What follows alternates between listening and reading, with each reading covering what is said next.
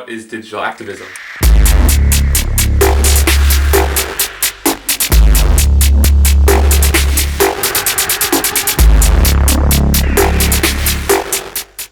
What is digital activism?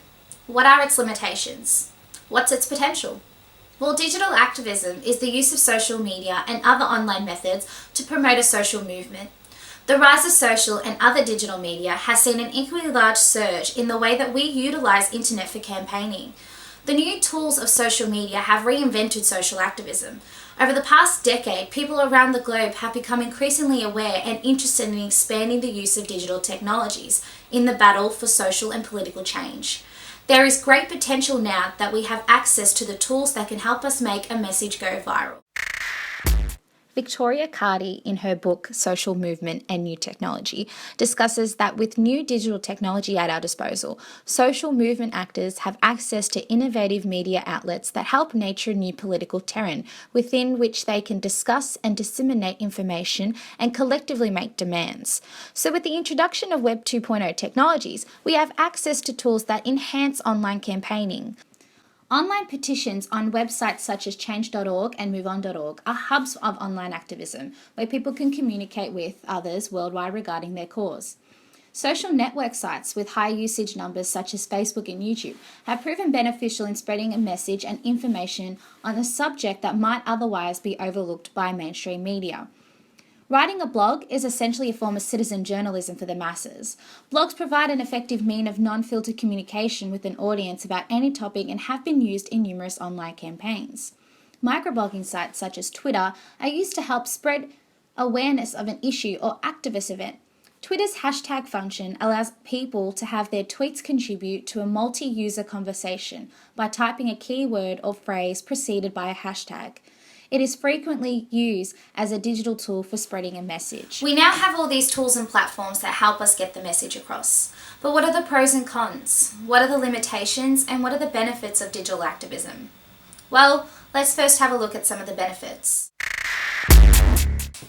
Tufekci talks a lot about how social media have really empowered protesters in three key areas: public attention, evading censorship, and coordination or logistics. She also states that digital technologies provide a means by which many people can reach information that governments would rather deny them. What Tufekci is saying is that digital media allows users to create their own content and share content and also access content that's not actually put out there by traditional media outlets. One of the most obvious benefits in digital activism is using Twitter, and Simon Hill's explanation on how Twitter works defines the potential in activism quite perfectly.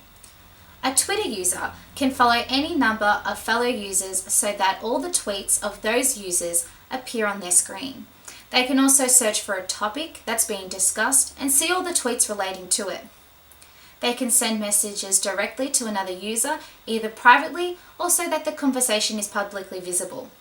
Many express views about politics, religion, or current affairs. From the early days of Twitter, it was clear that it could be used to promote campaigning events. What Simon Hill is saying is that Twitter hashtag system allows you to engage in a multi-level communication. You get to interact with people with similar beliefs, and it also keeps it short and syntax so that you're not reading absolute heavy dialogue all the time. That's why Twitter is so commonly used when trying to create a campaign. Another benefit that I'd like to discuss a little bit is how digital technology also creates opportunity for online collective action. This is done by connecting individuals to form critical communities with common beliefs and goals.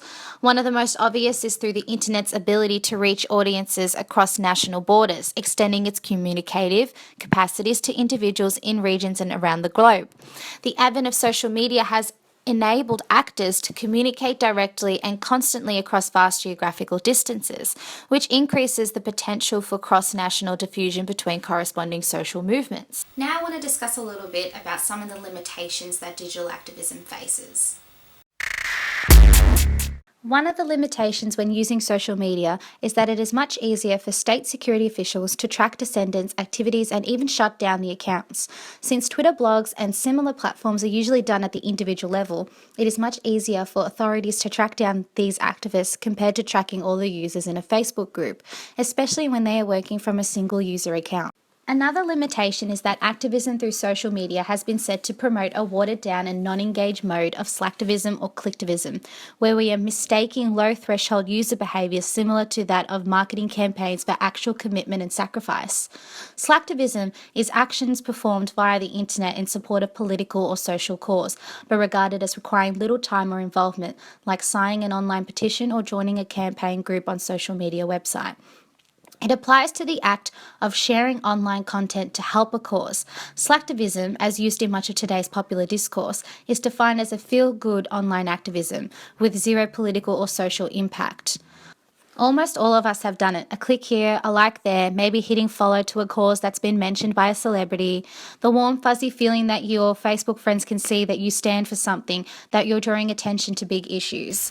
Overall, digital activism has grown exponentially in recent years, in large part because of the ease in which activists are able to get a large number of ordinary citizens involved quickly and in large numbers. Social media offers activists an outlet for the freedom of expression, serving as an important communication and mobilising tool. However, one of the biggest limitations to using social media for activism is the idea that it can inspire slacktivism. While activists may have a large following online, the extent to which these followers participate in offline action, whether collective or not, appears dismal and is not sustainable in the long term.